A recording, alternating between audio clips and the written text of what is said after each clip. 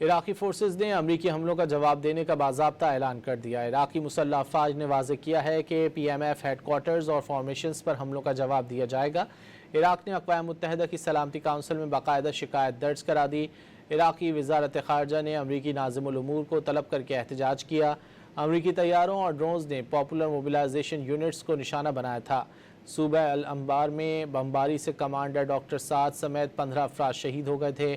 عراقی فورسز کے مطابق ایک اور حملہ صوبہ نینوی میں P M F headquarters پر کیا گیا۔ جارحانہ حملے منصوبے کے تحت کیے جا رہے ہیں۔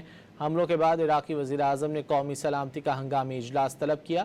کونسل نے خود مختاری کی خلاف ورزی کا جواب دینے کا عزم کیا۔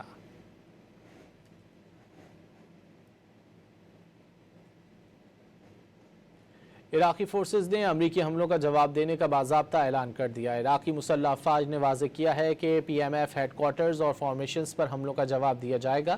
عراق نے اقوام متحدہ کی سلامتی کونسل میں باقاعدہ شکایت درج کرا دی۔ عراقی وزارت خارجہ نے امریکی ناظم الامور کو طلب کر کے احتجاج کیا۔ امریکی طیاروں اور ڈرونز نے پاپولر موبلائزیشن یونٹس کو نشانہ بنایا تھا۔ صوبہ الانبار میں بمباری سے کمانڈر ڈاکٹر سعد سمیت 15 افراد شہید ہو گئے تھے۔